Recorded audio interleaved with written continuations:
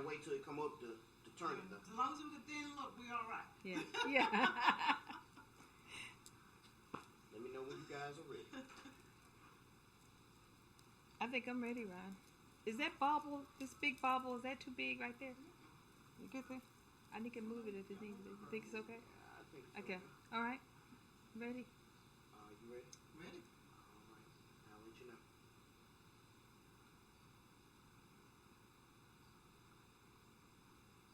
Okay. Hello. This is Willie Jones, and I'm president of Women for Progress. And you tuned in to another edition of Women for Progress Radio and the Working Woman Report, which is every Wednesday right here from 12 to 1. We are off to a little later start today because we're actually, for the first time in a long while since COVID, we're back live again, which we're so excited about. And so it took us a little effort. We had got out of our procedures of how we get started because it's been so while since we've been live and on site. But we're so glad to be away from Zoom and actually live and talking and being able to really connect with our guests today. And the Working Woman Report is live on site right here at Footprint Farms right here in the city of Jackson. One of the most beautiful landscapes and wonderful places to be. You gotta take a visit here at Footprint Farms. So we're going to be talking with the incredible Dr. Cindy Ayers Elliott, who is the owner of Footprint Farms and so much more to the state of Mississippi. So just hold on to your seats, call up your friends, tell them to get connected because we're going to have a really great conversation today. And we're going to talk about a lot of different things, and including the mission of the Working Woman Report, which is to highlight the work of women throughout the state of Mississippi. Always, I want to get a little administration work in before we start our conversations today. Of course, we want to congratulate Kamala Harris, who is the new VP with Mr. Biden. And so we're so excited about that. She is somebody that we can get behind. I think I heard this morning on CNN that she has been tried and true. So we're looking forward to it, and we're looking forward to getting behind her. I just want to remind folks that there's going to be a lot of women on the ballot in November. And one that I want to remind you of is Judge Latrice Westbrook, who's running for the Mississippi Supreme Court. You need to write that name down right now when you get your ballot and paper ballot, when you start making your voting plan. And that's the other thing we want you to do. We want you to make a voting plan. And what that voting plan needs to include, you need to make sure you have a copy of your ballot. You need to make sure that you have done your research. I want you to go to vote411.org. There's a lot of information there where you can find out where your polling location at, information on the candidates that are running. And then Women for Progress, we will be in the next 48 hours launching a live page on our website that's going to have all the necessary links of going to be the information source for voting and registration. You're going to be able to find out what the deadlines are, how do you get your absentee ballot, what dates that you need to look for that's coming up. All of that information is just going to be one click away on womenforprogress.net. Womenforprogress.net. We'll also be posting things out on our Facebook page, Women for Progress MS, Women for Progress MS. So you can go there and make sure that you like our page, friend us, and then that way you make sure you get all the information that you know you're going to need to empower yourself, your friends, your neighbors, your community, your business, everything for this big election that's coming up in November. And it's so important for you to do that. I want to remind you also, you got to fill out that census survey. We want everybody to do that. I think the last time I checked, we were a little over 50% for the state of Mississippi. We want to shoot for 100. We want every single person in the state of Mississippi to be counted. And it's so important for us. It's as important, just as important as you voting in the November election, in every election actually. So we want to make sure if you haven't done so. I actually was home one evening laying on my sofa relaxing, and I said, let me take this time to fill out the survey. And I think it took me less than 10 minutes to fill out, less than 10 minutes. It was a very simple process. And I tell you, when I got done and hit that submit button, I felt so empowered. So empowered. I really felt like I had given my voice and given my account to a great cause for the state of Mississippi. And not only for the state of Mississippi, for my family. I'm a mother and I'm a grandmother. I completed that census for all of them, and I completed it for myself. Because as a business owner, that count and me being counted is important to my business. It's important if you just have a career. If you're a budding entrepreneur, it's important for you. If you have a grandmother, a lot of these, the numbers that we have, the vouchers and elderly care dollars that we need to support our seniors, those all come from these numbers with the census. So I can't tell you how much you need to make sure you do that. So we want to stay connected. Also, we're going to be launching Women for Progress PAC, Political Action PAC. And the goal of that PAC is to get more women in public office. We got something exciting coming around the corner, so you got to stay tuned to Women for Progress and make sure you're connected to us. Exciting things going on about the women's vote and what we're going to be doing, empowering women in all walks of public service. So make sure you stay connected to that. Now, the Working Woman Report. Hope you brought your brown bag. And I tell you, I don't know if it's, I know you can't be in the spot that we are, but hey, we're getting real Southern today. We're Southern ladies with the sweet tea and everything today. We're sitting out on our patio here at Footprint Farms and getting ready for some real conversations.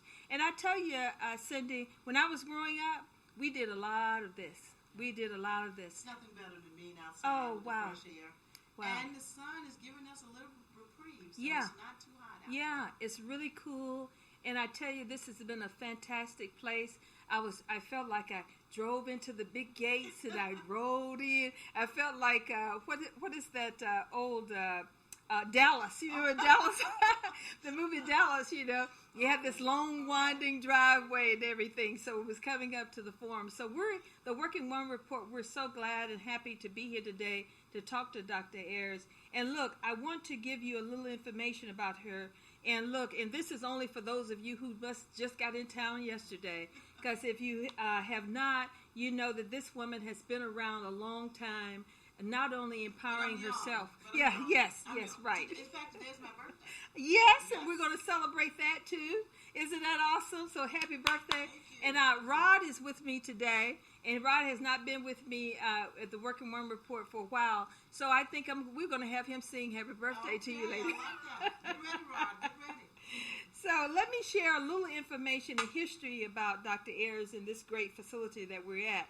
Cindy Ayers Elliott is CEO of Footprint Farms, LLC, which is a 68-acre specialty crops, vegetable, and livestock farm with a focus on agritourism for community development in the city of Jackson, growing an array of fruits and vegetables, raising meat, goats, chickens, cattle, and horses. She believes that planting seeds in the earth will grow fresh vegetables. However, planting a seed in the minds of young people will create a new universe of scholars. After working 5 years as CEO for Delta Foundation, Delta Enterprises and Economic Development in Mississippi Delta, she has worked many years in New York as an investment banker. Cindy has traded in her high heels for a pair of work boots. She participates with the United States Department of Agriculture, Natural Resource Conservation Service to ensure her farm is productive and environmentally friendly while she depends on her farms for sustenance. She also wants to use it as an educational tool for people not accustomed to new ways of framing. Now, Miss Cindy is affiliated with so many professional organizations. She's been recognized in so many magazines and through so many organizations. We want you to go to the website. I think that's footprints.com. Footprintfarmsms.com and find out the full bio is there and a dappling of all the major work and her accomplishments, which we're going to talk a little bit more about today. Now, Cindy, this show and this programming is about the work of women. So I think one of the reasons so many women tune in to our program is they want to see other women's journey, you know, and it's such a diverse journey. And we're excited about yours because you've been a New York investment banker, CEO of corporations. What was the catalyst for Footprint Farms? Thank you so much, and welcome to Footprint Farms. We're so happy to have you here, and especially to the Women for Progress, which I am a which member. You are a proud member, a long-time member. So proud with Sister Dorothy, God bless her. So many years we been looking at what we do to help make a difference. And as women, we always are there, taking care of, we're nurturers, right, in doing that. So this is no different. But for me, starting Footprint Farms was truly about the poem Footprint. Mm-hmm. I didn't know nothing about farming, nothing about physical farming. I knew about policies, I knew about procedures, I knew about finance, but nothing about farming. Right. So in order to make a difference, especially with our health statistics here in Mississippi with diabetes, hypertension, and obesity, the problem was identified. Now the point was, what is it that I can do to help make a difference, right. Making one footprint in doing this. So for me, it was about health. My mom was diagnosed with kidney disease. So we actually started dialysis in the last 3 years. But before that, we started talking about our health and everything. So a big part of this is truly about health and what we need to do to make sure that ourselves, as well as the next generation, is healthy. In order to be able to truly be a contributor, you got to have good health. Right. And this is the way that we can do this. Agriculture, for me, is a whole new limelight that we don't look enough at. When we think farming, we think slavery, we think sharecropping. But think about this: the second largest budget in America is agriculture. Only second to the Department of Defense. So that should tell you and everyone how much money is there. Especially in the state of Mississippi. The state of Mississippi, but in America in general, it's so much money in agriculture. So we need to look at what we can do and how we do this. For me, it's my business. So I'm looking at my bottom line, or we all look at our bottom line. What do we do to make sure that we are maintaining or making some money, and at the same time doing a good service? Like so many of us women, what we do and how we start our businesses, we usually start bootstrapping. But one of the parts about this too is having a plan. Right. This was a plan just like it was we were going into any franchise, to make sure we got some things in place to make a difference. So for us, Footprint Farms is a conduit to bring access to knowledge as well as to healthy eating. And we grow. In fact, today we're packing to take to at least 250 families today in the Mississippi Delta, 15 pounds of fresh vegetables that we are working with diabetes prevention programs in order to make sure that they have access. It's one thing to say lose weight or change your diet. It's a totally different when you don't have a grocery store that's close to you that you can actually get fresh food. It's hard to do anything when your closest store for veggies is 15 or 20 miles away, and you got to borrow somebody's car or hire somebody to take you to the store. So what you end up doing is going once a month or twice a month and buying a lot of things that you know you have to have some food. But you're getting starch, you're getting canned food, you're getting noodles, things that are hurting us more than helping us. So we want to talk about and be able to help say, okay, here's access to fresh fruits and vegetables. And to encourage other farmers and other people in general to farm, to grow some of your own food. Even if you're growing in a red coffee can, there's things that you can do for yourself. Now, Cindy, we know that even there's been communities, and especially you talk about what you're getting ready to do in the Delta, but even here in the city of Jackson and other communities in the state of Mississippi, there has been food deserts just even in this urban cities.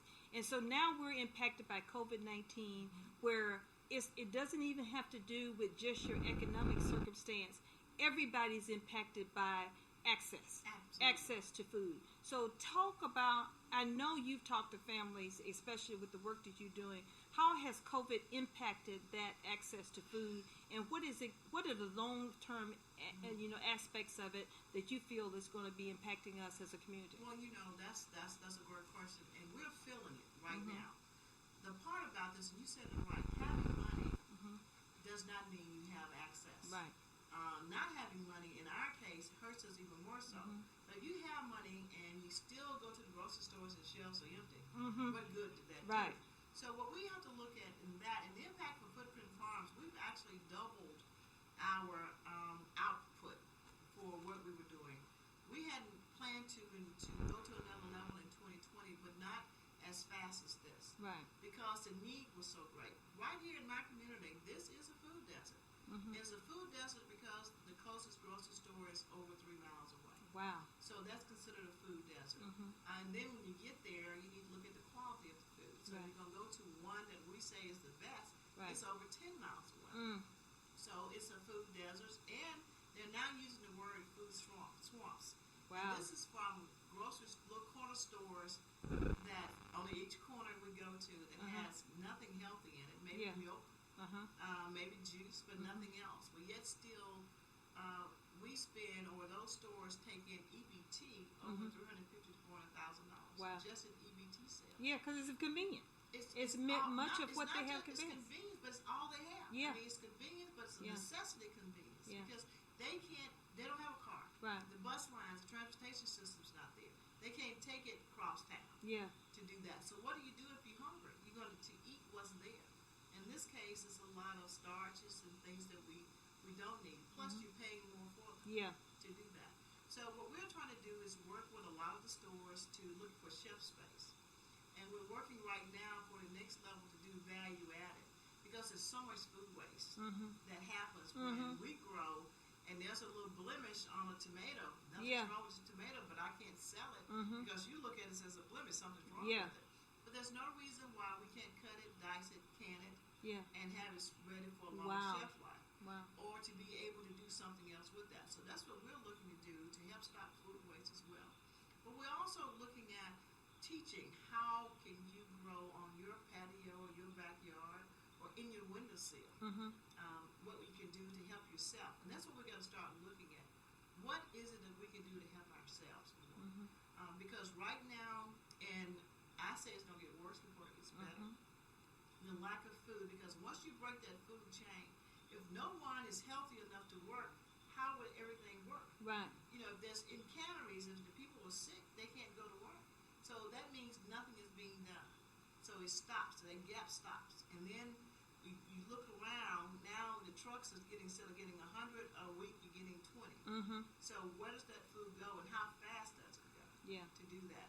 So all of this is a big part of what we have to look at. But the other side of that is how do we take what is right now and make a difference for ourselves? And I say you can buy that seed, you can plant that seed, and you can eat from that seed. And right now we're doing some demonstrations, projects to bring out this year that you can do it in water base. We're actually working right now and writing a white paper on actually growing in water. Wow. Water base. And Wow. it's called aeroponics. And it's so great. All you have to do is check the pH once a week. It turns itself on. It waters itself. It grows. And you get your scissors and eat it. And that's a matter of anyone can get this. You can be in your house. It can be on your patio. But these are different ways. And different ways we have to start looking at agriculture. Not just in the soil and not just somebody else growing it for you. To look at growing some yourself.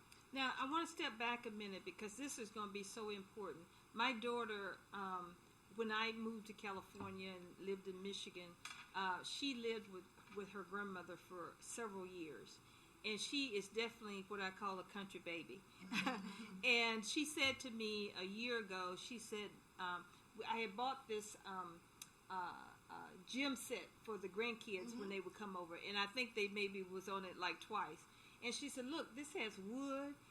She said, this is a perfect, we could turn this into a chicken coop where we could take baby chicks and raise chickens.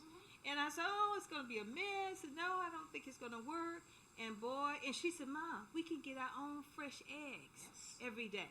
And I didn't listen to her. Now we're in the middle of COVID, and I wish I did because I tell you, eggs, the price of eggs are gone, the price of everything has gone up. And plus, can you imagine going out in your backyard and getting fresh eggs and cooking them? Yes. They are amazing. Not those that are done in hot houses and things like that. But one of the things also that she is passionate about is growing food. A couple of years ago, she did her own garden, and she did the research, and based on what her mother, her grandmother taught her, she grew a lot of things, squash and a lot of different things. So I know we've got a lot to talk about. But I want you to hit on just a little bit. Let's say the women that are out there right now, they're city girls. They've never lived in the country. They don't know what that looks like, what it feels like, or anything. But they are interested in beginning the education piece on how do I start my first garden, and what vegetables do I need to start? What materials do I need to get? How can I just start with where do I start? Well, if you have a flower pot, you can start right there. Even though we're in the city, we still have flowers and flower pots. You can actually start in a flower pot. Using the same soil that you would put for your flowers. Instead of putting a flower plant, you put a veggie plant. Of course, the time of the year makes a difference. Like right now, this is August, so it's the hottest part for us. So a lot of things won't grow right now in August in Mississippi unless it's a tropical plant. We're growing some tropical plants right now. We're growing callaloo and sorrel, which are tropical, which means it only wants the heat. But come the end of August and the 1st of September, we go into our fall. You can plant spinach. You can plant broccoli. You can do any leafy green, collard greens, Swiss chard. Any of those can be planted then, just with the seeds. I'm talking just getting your flower pot, getting some seeds, and just sprinkling and covering it up, and making sure you get some water. Wow. And guess what it's going to do? In 5 or 6 days, so you're going to see the little head sticking up. It's going to grow. It's going to take that soil, what's there, and actually grow just by putting just that seed in there with some water. It's amazing what nature will do. But timing is important. And so that would be the first start. Also, if you really want to go to that next step and do a little investment, I say look at aeroponics. Look at a water base. Look at what's called it's called a tower. It's called garden tower. You can go and Google it or look it up, or even go to YouTube and look at that. But it's called garden towers. And again, with this, it's a matter of growing everything in water base. You can get lights to actually go inside, and it does everything, Willie. It turns itself on. It turns itself off. Now, is that kept Itself. inside the house You or can on do the back inside porch? and out. Okay. You can put some that's inside if you want to grow lights. Outside, you want to have it so you can get to sunlight, because it's the sun and the water that actually grows with that. And water base is a new thing to think about, but especially in urban areas. We're also doing what's called farm in a box. It's a little 1-by-1 box that soil is in that can sit on your stoop, on your patio, on your back porch, even on a table. But you know it's going to have some water coming from it, so you want to water it, Right. and so the water will be able to go off, so you won't mess anything up. That's a 1-by-1. You can start with one, and again, getting potting soil, just like you get from your stores, from your Walmarts, or from your Lowe's or Home Depot. Just potting soil and some seeds to actually go in there, but you have to water it. You have to start watering every day. Not so much. It'll tell you when it's too much. You'll see it, but it can be done, and it's not that hard. But you can also take that coffee can, that Folgers or whatever, big coffee, the plastic one, and just stick some holes in the bottom of it. Put you some potting soil in that. Do the same thing with seeds and watch it grow. Wow. Just watering it once a day. And the water-based project, can I get it at Home Depot? These will have to be ordered from from different companies that actually has the water towers. Amazon? It's on Amazon, absolutely. It's on Amazon, but it's called Garden Towers. Okay. And it's great. We just finished doing 12. We did 2 inside. In fact, in the house now, basil is still growing. Okay. And basil's been growing for 6 months. And all I do is go in and get my scissors and clip it every Saturday and take it to the farmer's market. And these spices are expensive when you buy them in the store. These are expensive, absolutely. Yeah. And you can use these, and so many different things you can grow. Arugula, you can grow parsley, dill, mint, just different herbs itself. But you can also grow your lettuce. You can grow your spinach. Everything that you can grow in the soil, you can grow in the water except for roots. You couldn't grow potatoes that grow underground. Right. But everything on top you could. And this is a way to start it. Yeah. To get yourself, to see if you want to do more of it. And one thing I'm seeing too is that as we talk about this, when we talk about social distancing, so many of our Women for Progress members, I get texts and emails from them, oh, I miss Women for Progress, I miss our lunch and learn. This is a great opportunity to come together to social distance and create some spaces and say, we're going to do a class. Yes. You know, we're going to social distance outside, and that helps, circulate the air and those kind of things, and get a small group of 8 or 10 women together and say, we're going to learn how to do it. We call Dr. Cindy Ayers and say she's going to show us how to do this thing. And so I can see this as a way, if women, are you looking for opportunities to social distance, to get together with friends, small groups of friends, and make sure that you have a safe environment together and you all are doing it outside? I say this is a thing, and I'm putting it on Women for Progress's calendar. We're going to be doing that. So if you're listening and you want to join that group, we're talking small groups, so make sure you hit us at mail, M-A-I-L, at womenforprogress.net, mail at womenforprogress.net, and send us your name and your email and your cell phone, so that all of these exciting things that we're going to be doing with footprint forums that you're going to get engaged with. So this is exciting. I think I want to go to Google, Amazon this afternoon and pick that up, Rod. I think that's a great idea.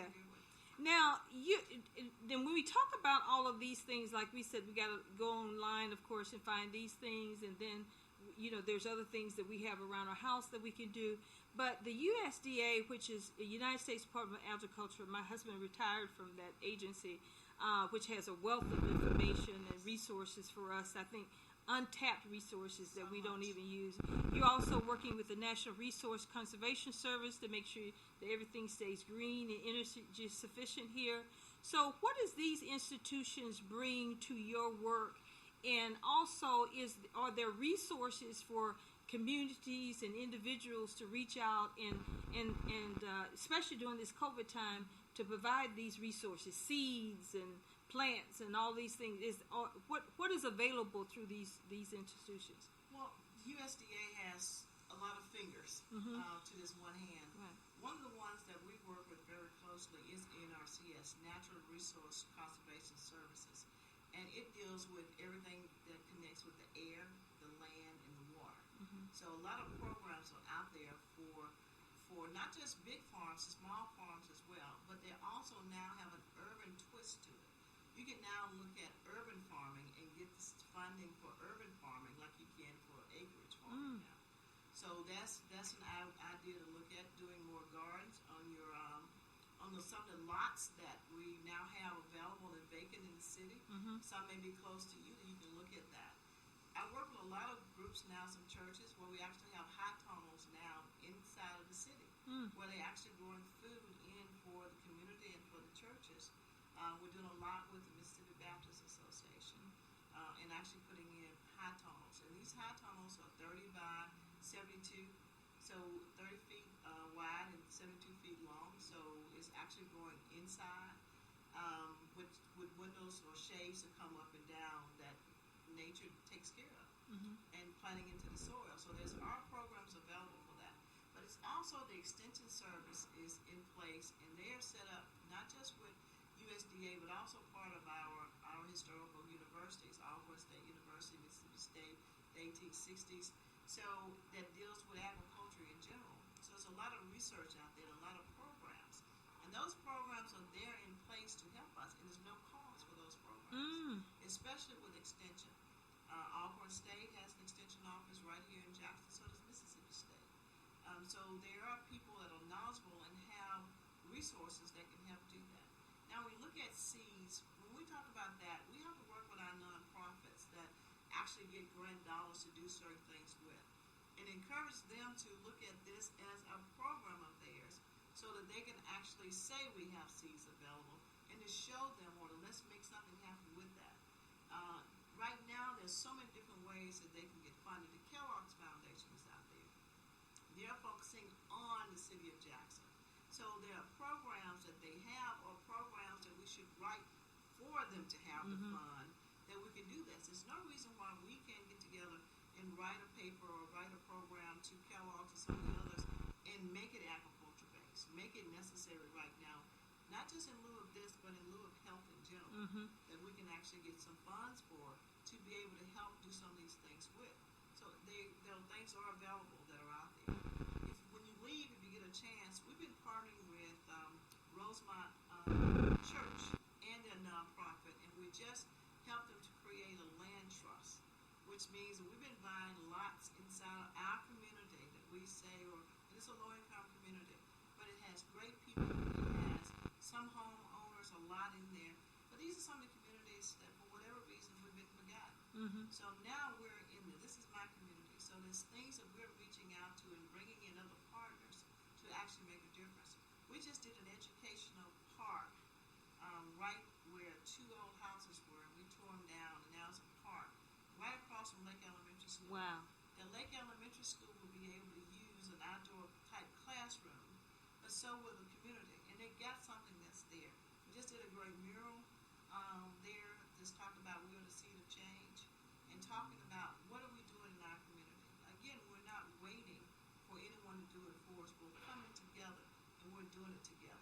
Organization groups and other people coming together to make that happen. Wow. I think about, we have now, Dependable Sources moved to a workforce, what we're calling a workforce center in South Jackson, which we're excited about. Not only are we doing workforce development around truck driver training, and we're getting ready to launch a construction program next month, and we're going to be bringing young people in to do career exploration.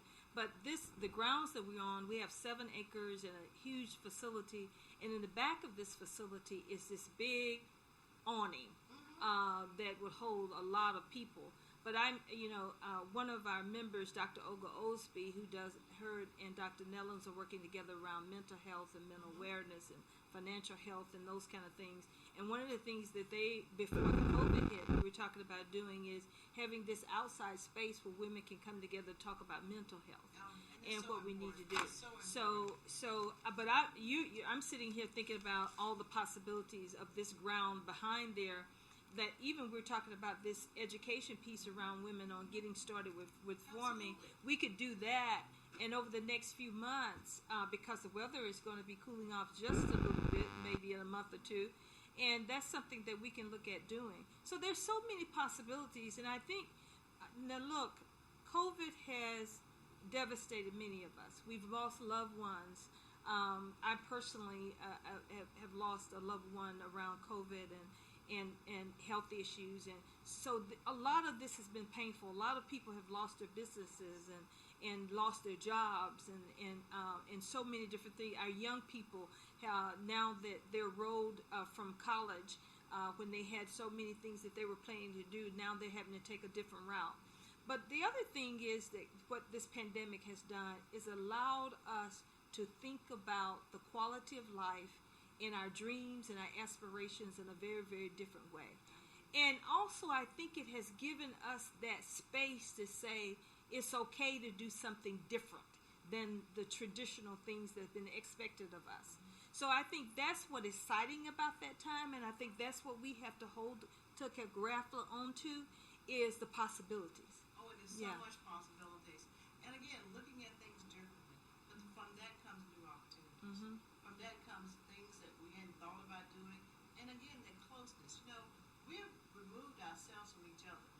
Not just from COVID or social distancing. It's just we've removed ourselves because we're so busy, doing the rat race. Right. So busy trying to do all these things. But now it's really shown us the importance of family. Yeah. And the importance to eat healthy, to eat together. And knowing that things are not as important as our thing here. Exactly. And our health and being able to be healthy and be with loved ones. Yeah. To do some things together. But I'm excited about all of this. And for the last 10 years, I put a lot of time and sweat in making this truly a farm to impact our citizens here in Jackson, but also the state of Mississippi. But it's also to show that we've been removed from the soil as people of color, as black people, because of sharecropping and all those shackles, and it wasn't good at all. Right. It was not. But you weren't doing it for yourself. Right. There's a lot of other things and opportunities out there. But right now, you don't have to have 60 acres. You can have a half acre. You can have a quarter of an acre and still do good things for growing healthy foods for yourself and for your community to actually sell to. Well, this is a good time. You brought up about the history of agriculture in the state of Mississippi and even in the U.S. And you're a Delta girl, and you're doing you continue to do a lot of work there. And I want to say too, before I ask this next question, is to say to you, what you have done with your life and your resources and your work has been transformative. You are a trailblazer, you're an innovator, and you've done it all not just for yourself, but you have used it to impact hundreds and thousands of people. And even just this example of going from Wall Street to work boots and all that type of thing, women love that thing. That's empowering. So, the Delta at one time was known as the agricultural mega center, especially for Mississippi, but even on a national level. So tell us what's happening now in the Delta. I mean, catfish farms were huge there at one time. There were so many other variety of diverse crops that we expected to get from the Delta. So what's happening in the Delta now? How are farmers surviving? What's going on there? See, and this is the thing about the commodities in Mississippi. When all the food that's being produced in the Delta, but for people. Right. All the commodities there is cotton, corn. Corn wasn't for people to eat; it's for animals and for ethanol. The soybeans, all of that again is a lot of it's being shipped out. So it wasn't food; it still isn't food for people. It's food for animals or food for autos. High end. So for the Mississippi Delta to have the richest soil and the unhealthiest people. It's because again of what they put the value, what the state of Mississippi put value on. It wasn't its people. It was about the dollar and about the large 1,000-acre farmers and the commodities. And that was a big focus. It's still a big focus. Only now in the last 5 years where people, and I believe we the people, have to keep pushing our agenda to look at what's best and what's healthier for us.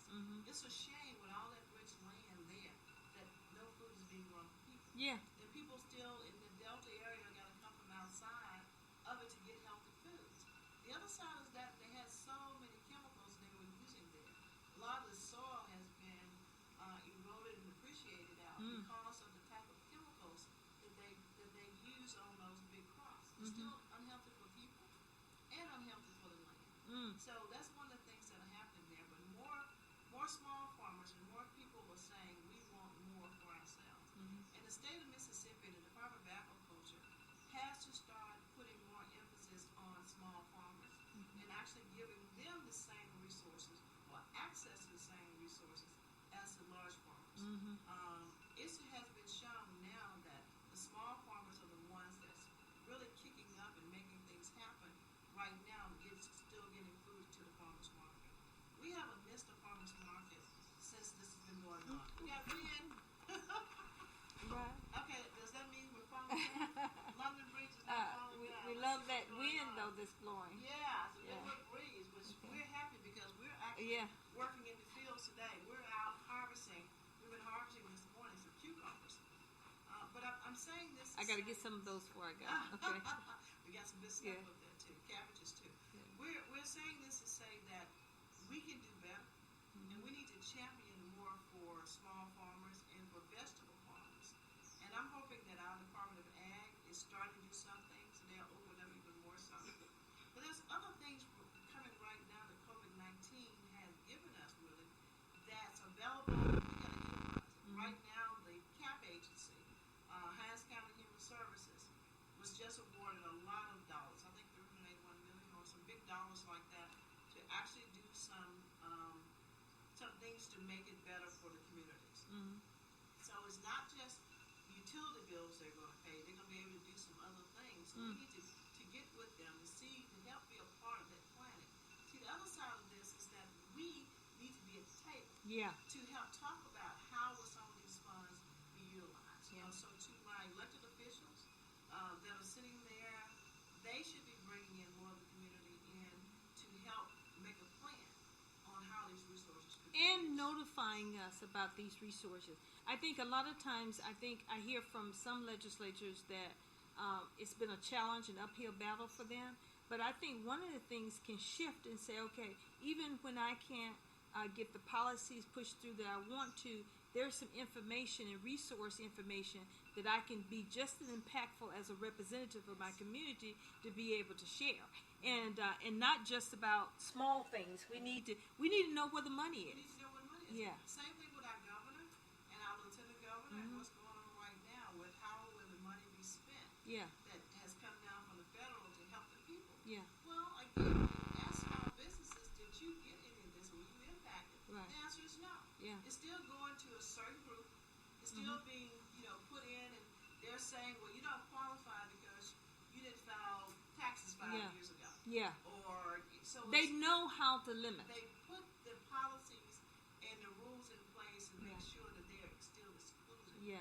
people, especially black people. And that's where this state has to start. And it's still happening on a big level. I just got a call, a brief conversation with one of my employees this morning. They made a call and they were talking to a representative at Wynn Job Center about some workforce training dollars. And they were saying, oh, we only have a certain number of slots for this. We have 40-some people that have applied, but there's only 8 slots. And I said, how can that be when we're in a state of COVID through the CARES Act, when it's all about workforce training, because we got to get these people to work. We can't operate like we did in 2019. So there's some issues there that we, like you said, we got to get to the table and be at the table for it happen. And then we can't wait until the dollars are administered, until all the policies and procedures have been put in place before we decide to get to the table. You know, we got to be on there in the front end. You have to be on the front end. Yeah. And again, they're talking about retraining. A lot of industries will now no longer be there. I mean, a lot of companies are closing up. A lot of, for instance, one time it was training for restaurants, right? So now if the restaurants can't open, Yeah. but they had training dollars there, what are they going to do now? Yeah. You know, how did they shift that? But again, the people that was in are still the ones that still in. Yes. They're telling them what they need to change. Yes. Well, we never got into the door to help do anything or Right. to make a difference in that. Again, this is one of the things that the state of Mississippi has to start looking differently at on how it truly serves the people. But it's no difference when it's time for us to pay taxes or what's coming out of our paychecks to go in Right. for the money to help operate the state. Yeah. But when things come in to come out, it doesn't trickle down. It doesn't even come out to come down.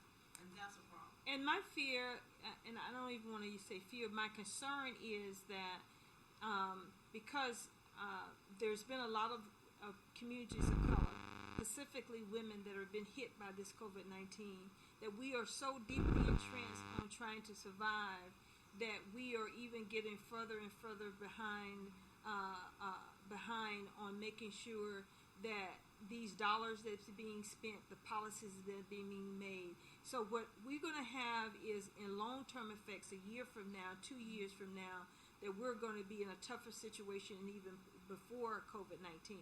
So I think what I want to say to people that are listening is, in the midst of us surviving, we got to still do those things little by little that we need to do to make sure that we're getting information that we need to inform on. We got to show up at the polls. Yes. We got to show up at polls in big numbers. We still got time to get people registered to vote for those who are not registered. We still got time to make voting plans that includes not only ourselves but our community.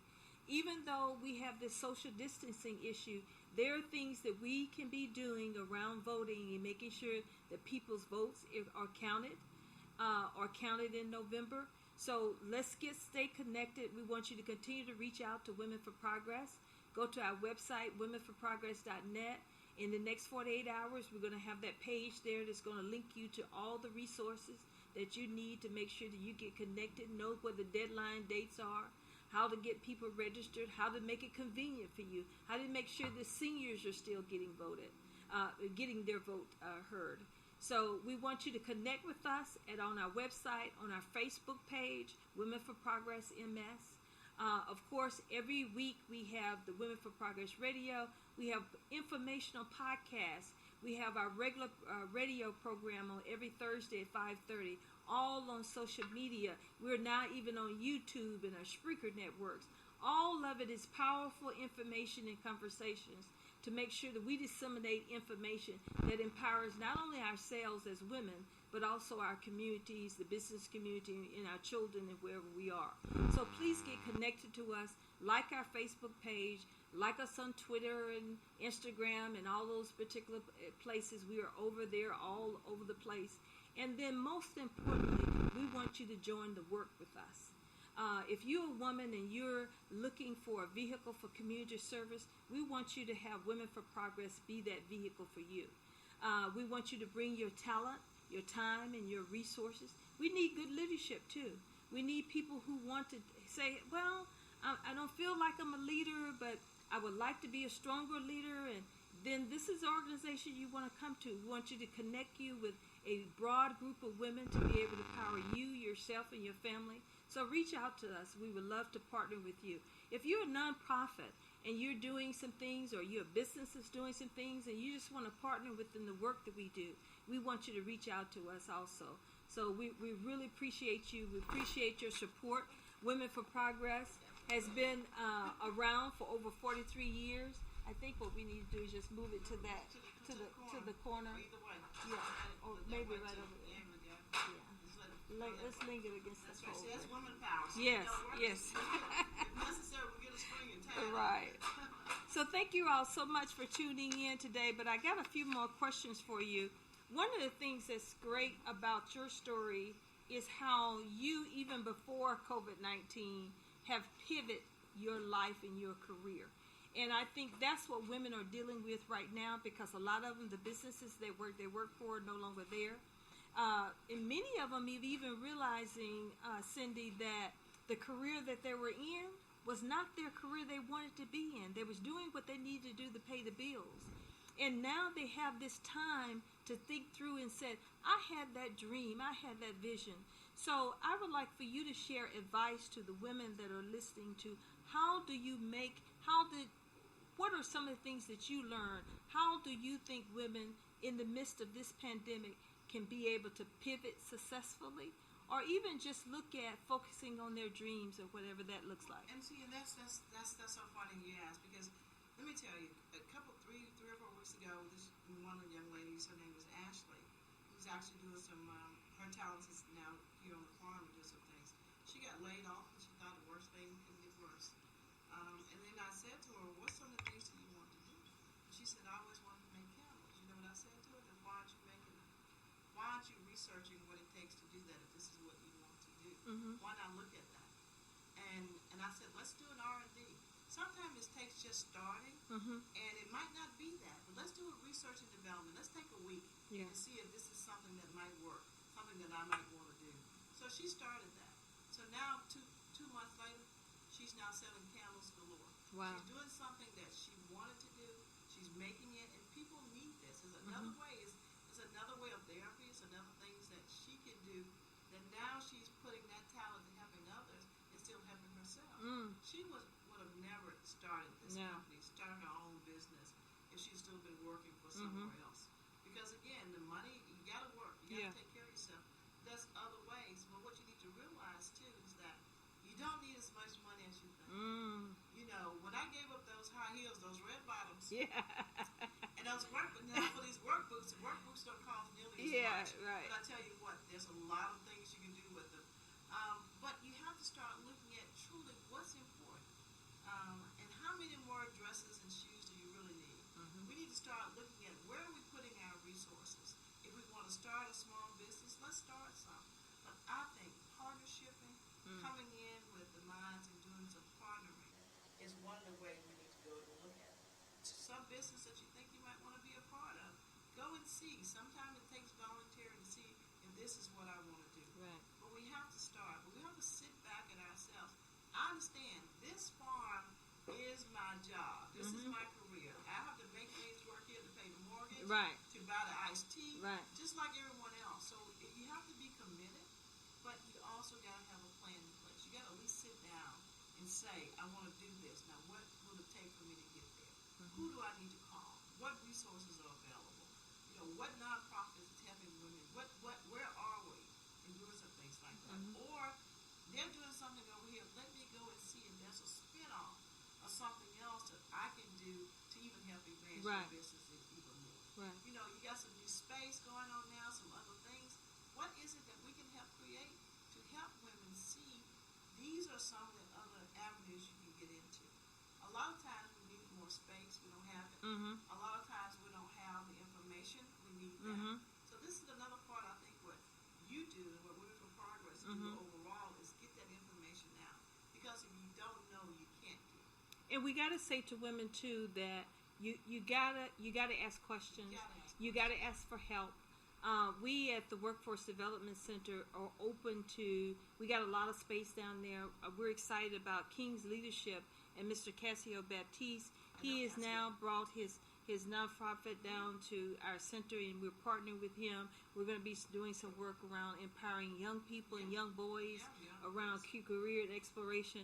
We have a space there, so now he works to empower us, and we are going to help to empower him. We're going to work together in sharing resources and opportunities and ideas. And I tell you something else.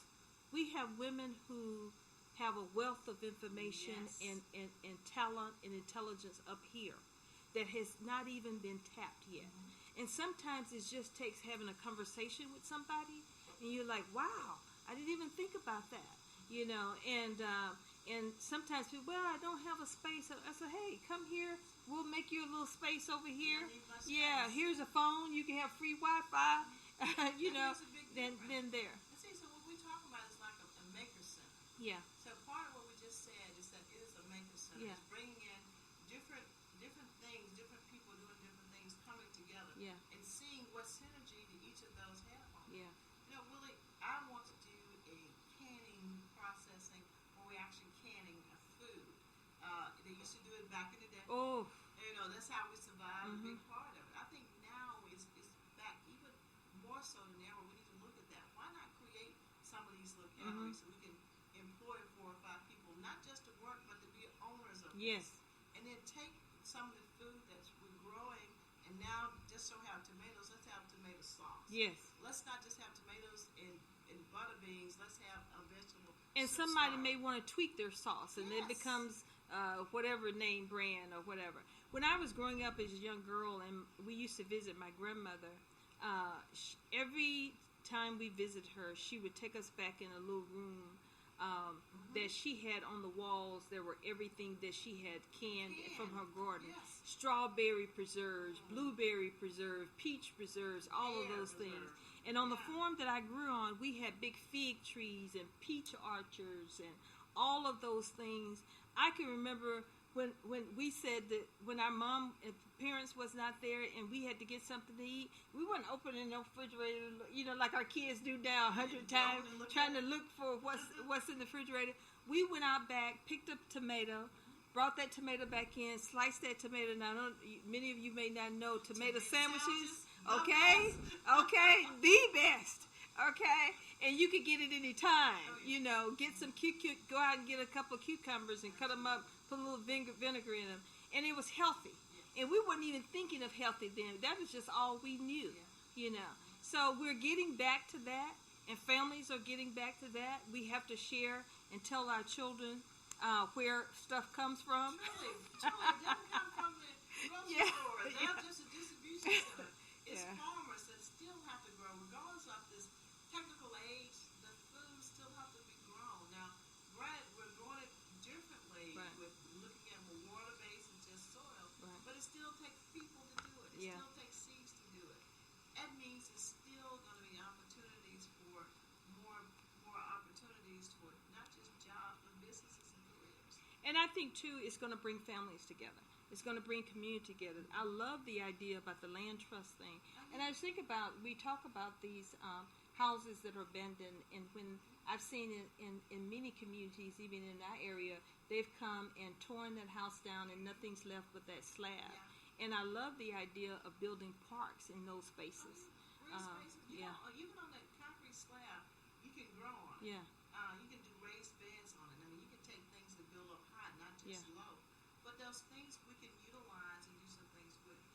Right now we're working and partnering with the city of Jackson as much as possible on some more of these lots that's there with these houses that need to come down. That's also going to improve the health of the community, the health of the people, the houses next door. If you get this house, now it's torn down, you get this lot that you can now use to grow some things on. Right. It's going to help us financially wise to do things like that and to bring our communities back to livable conditions. Yeah. And I think we have gotten seriously away from connecting with each other as people. And these are the types of things can bring you together. Yeah. Again, Cindy, this has been amazing. This is not going to be our last time here. We're going to get this education workshop together where we're going to bring these women together out here and be able to learn about all these different ways that we can plant. And next thing you know, over all the city of Jackson next year, we're going to have all of these gardens in our backyards and in our homes and everything else. In our coffee cans. And just, growing our own lettuce Yes. and doing some things that we can do. And it's not a pipe dream. Truly it can be done. Yeah. But again, it starts with that one seed. Yeah. And I want to, you are doing incredible things. You've been written up, and the work that you do, I tell you how credible it is. AARP, you all want to pick this up and subscribe to this magazine. Yeah. The AARP is doing some amazing things. And you don't have to be a certain age to get it. That's right. You can be our age. Yes, yes, as young as we are. And so you're in Everyday Heroes, so we want people to pick that up. And this is online also that you can get this. And so you're doing amazing work. And also here in this great magazine called Garden and Gun. Gosh, I hadn't even heard about this. Isn't this amazing? Yeah, and so you're written up on here, and so you're doing some amazing work. But I want to tell people to reach out to you also and connect with you and find out how you can work together. So if there's nonprofits out there, community service organizations, or even businesses that want to link with you, how can they do that, and what are the opportunities? Well, they can go to our website, which is footprintfarmsms.com. You can go to Facebook, Footprint Farms. You can go to Twitter. You can go to Instagram. You can see some of the things that we're doing to follow us. You can talk to us via our internet and just let us know what else is going on. We'd like to share. We want to do more of these types of educational parts. Well, let's do them. Let's do them. We've been doing a lot of partnership with the school systems, with getting food to parents to help make a difference in how to prepare. The other side of health is how do we cook it? What do we do with it? And right now, there's going to be a lot of that going on as well. What do we do a little different? Well, I want to reach out to sororities, women's organizations all over. If you got church groups, you got women's groups within your churches, I want you to reach out to Footprint Forums and find out how you connect and even just enjoy this amazing space. Now, that's what I was going to ask you. Did you make this tea? That's part. Okay, so the tea has mango in there, and it has some green tea. We don't grow the mangoes, but we do grow something called sorrel. So we will be using that as a lot of our teas. But this one is fat-free, no sugars in that. Oh, wow. This is amazing. Good, huh? Yes, it's really great. It's almost like that sun tea my grandmother used to Yeah. But we're excited, and we do want to.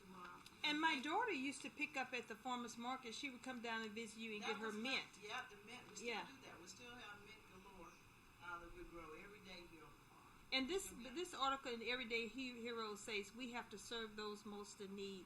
Cindy Ayers Elliott shares her farm's bounty with hard-hit families. So that's incredible. And Cindy, what are you doing for your birthday? Well, having you here with me. Okay, I don't know how you're going to top this experience. I can't go any further than that.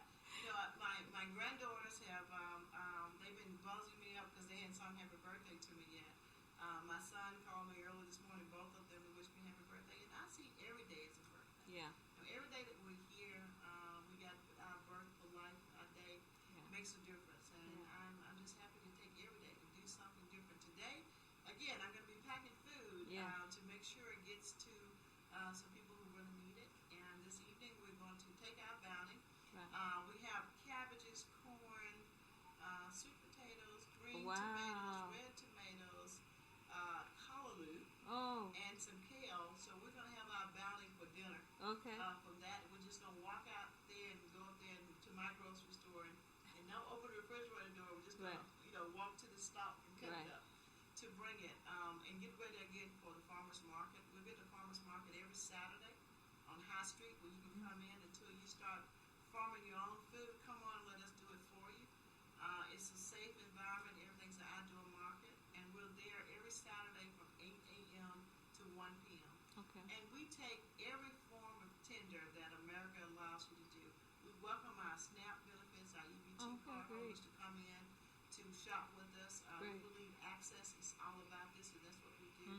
We're certified by the state of Mississippi for the WIC program and for the senior vouchers. Just come on out and we also say if you need some food and we can help, come on down. We'll do our best. So that's great, and that you have that type of access. And I want to say to people also that on those Saturdays, I like just going down on a Saturday. It's such a relaxing time to browse and be able to do all those things. But the other thing is, we talked about some of the communities that may not have transportation.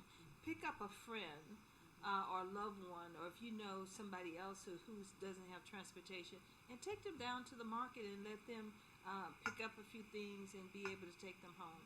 I think that's a great idea. And if you're still so leery, we're staying socially distanced there.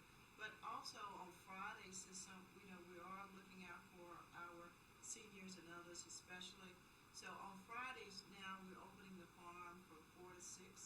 It's a drive-up pickup. You can actually drive in, make your order for your CSA box, and it's whatever we're growing on the farm. You get 15 pounds or 7 pounds, and get that. You order it, drive around the circle, come back, pop your trunk, and we put it in there for you. Can we pay for it online you too? can pay for it online. Wow. You can go in to do it online, or when you get to the farm, if you have your cards, we do EBT, we do SNAP, we do credit cards, and we do cash. Okay.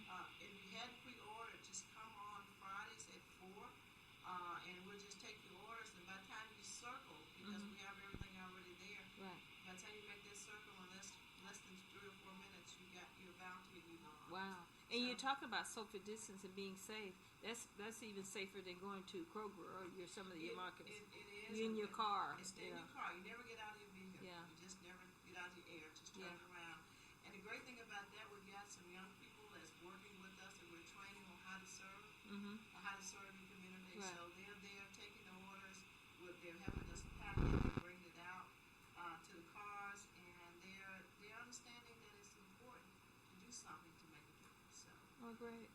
Well, thank you so much for joining us today. This has been great. Oh, my goodness. I hate to leave, Rod. This is relaxing. So relaxing. So well, this is better wonderful. if I tell you that. Yeah, It really yeah. gets better the evening. But this is a great day. Honestly, it's a beautiful day. And this is cool even in the middle of the day. Yeah. But I want to, I do want to get one question in, because we as women are so many different things. Is you talked about being a mother and grandmother. How has that impacted your work? Oh my goodness, it makes me work harder because we're teaching them and we're showing them. I have 2 granddaughters. They're in Houston, Texas. Hey, Erica, hey, Zoe. And they're actually looking at food and health differently because we're teaching them that. And now they know some things that they didn't know before. And now they're more conscious of where your food comes from. And also about, why people don't have food. So they're concerned about that, which is good about it. My grandson he's a graduate senior. He just graduated from high school. Wow. Getting ready for college, and now looks like he'll be doing it from online. But still, I said it's a new way, it's a new world. But still, this is what you have to do to continue your livelihood, or what you're still going to do when you grow up. So we're just encouraging them to do more and do that. But I am a proud grandmom of 3, 2 great sons, Eric and LeGrand. Texas, got a good family there. That's where they are in Houston. But I tell you what, I have so many babies. I have so many 4-Hers that we've helped raise or put their mind thinking differently. Some entrepreneurs that we helped to get started. I saw some of your boys that you're working with. Oh yeah, they're they're excited. Even our farmers here on the farm, we've leased them for a whole $1 an acre of land, and they're working that land. And this is another part of how we're able to produce food together and do it as an umbrella, as a cooperative together. Like they did, the model comes from back in the 40s and 50s from my great-grandparents. This is how Fannie Lou Hamer did it together, to bring people together to have food and to have wealth. So this is another part that we're trying to do to continue that, to make sure that there's ways, different things to get anywhere you want to go. And look at this. Now share the website and contact information one more time for people to reach out. Right, it's footprintfarmsms.com, and that's the website. You can go in. You can go into #FootprintFarms on Instagram. You can go into Twitter, or you can email us. We're on almost every social media. You can also go to YouTube. We have some clippets on that as well. We've also been very fortunate we're getting ready to do something with Black Lives Matter as relates to what we do here in helping to feed the communities. We're working with the city of Jackson and Fertile Ground with some documentaries on what we're doing in the food chain, the importance of food in your community, and how important cottage industries are. Small businesses are so important. Will you hand me that little bag over there, Rod? I think we have a little gift for you. Oh, for me? Maybe we left it inside, Rod. That's okay. I take Okay. all gifts. And But it's my birthday today. I take it all month. Yes. But we want to say happy birthday to you. We have brought you so much, and I love this photo. I got to share that. And this is in Gardens and Guns, guys. This is a wonderful. That's a wonderful spread. I love that photo. This is great, and I think this photo is on the website too. It's on the website. That's Yeah. actually Swiss chalk. Yeah. Uh-huh. Yeah, so that's wonderful. So we want to wish you a happy, happy, happy birthday and so many, many, many more. We have a little gift for you we'll give you later, but I'll take it. also a little fan that's a little pat on the back. You can always use those out here. Always. Yeah, so this is a wonderful, wonderful facility. I have to say this was my first visit out here. Well, don't let it Yeah, be it your last. would not be. And I think Rod enjoyed being out here too. So, so thank you so much for having Women for Progress and the Working Woman Report out here. Thank you for giving us this great tea. I'm hoping I can get another glass on the way out. And Ron wants some Yeah, too, yeah. right? So thank you all so much for tuning in to the Working Woman Report today. It's just been fantastic. Next week we're going to be dining with someone who, the first African American who has her own coffee house here in the city of Jackson. So we're really excited about her, Miss Mom Premier, and so wonderful, wonderful, and she does a lot of natural things too, even in her shop. That juice is Yeah. super great. Yeah. So we look forward to having that conversation, and we're going to be live on site again. We'll be at the coffee house. So what the Working Woman Report is going to be doing over the next few weeks is find opportunities where we can safely social distance like we are here and be safe with each other. And so thank you so much for tuning in and keep supporting us. We appreciate it. And also on the way in, when I was driving in through those big gates, a word came to me is to be encouraged. To be encouraged during these times. We can do this. We have to continue to encourage each other. But most importantly, you need to encourage yourself. When you wake up in the morning, choose joy. Yes. Choose life. Choose happiness. And sometimes it doesn't, some mornings we wake up, it's a little tougher to get it going. And I tell you, I was in my car on the way over here, and I turned on my favorite song, and I tell you, I was shouting and bounced on here. And I tell you, by the time I hit the door, I was empowered and ready for Footprint Farms conversation. So just be encouraged. Be encouraged, and make sure if you need support, you need somebody to talk to. If you need help finding out who to get connected to, if you're having stress or depression or you're just having some tough days, please reach out to Women for Progress, mail@womenforprogress.net, mail@womenforprogress.net. Also, if you need somebody to pray with you, we got some powerful women who are in ministry and who are pastors within our organization. If you want someone to talk to or someone to pray with. And then we have mental experts and specialists, Dr. Olga Olsby and Dr. Mary Nellums and so many more. Dr. LaFara Young, who's an MD and who does a lot of things around healthy awareness and diseases and things like that. So many, we have resources that we want to share with you. So please call on us, mail@womenforprogress.net. Our telephone number is 601-259-6770. Thank you so much for tuning in to the Working Woman Report. Have a great week. Thank you.